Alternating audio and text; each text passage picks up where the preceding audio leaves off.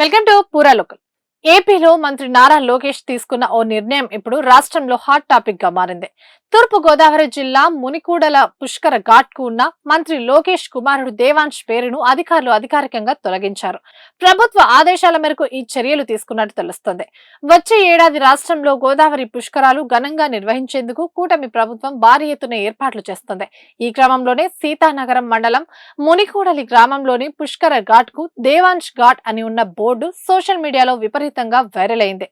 దీనిపై నెటిజన్లు రకరకాలుగా స్పందించారు. ఈ వ్యవహారం కాస్త మంత్రి నారా లోకేష్ దృష్టికి వెళ్లడంతో ఆయన తక్షణమే స్పందించారు. ఏ పుష్కర ఘాట్ కు కూడా తన కుమారుడు దేవాంశ్ పేరు ఉండకూడదని వెంటనే దాన్ని తొలగించాలంటూ అధికారులను ఆదేశించారు.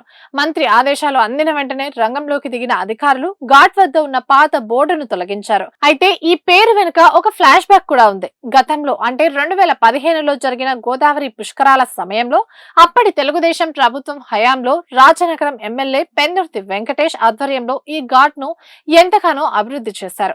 ఆ సమయంలోనే దీనికి దేవాంశ్ ఘాట్ గా నామకరణం కూడా చేశారు. 9 ఏళ్ల తర్వాత ఇప్పుడు సోషల్ మీడియాలో ఇది వైరల్ కావడం, మంత్రి లోకేష్ చొరవతో ఆ పేరును తొలగించడం ఇప్పుడు రాష్ట్ర రాజకీయాల్లో సామాజిక మాధ్యమాల్లో హాట్ టాపిక్ గా మారింది. ఇవి ఇప్పటి వరకు అప్డేట్స్. మరిన్ని అప్డేట్స్ కోసం చూస్తూనే ఉండండి పూరా లోకల్.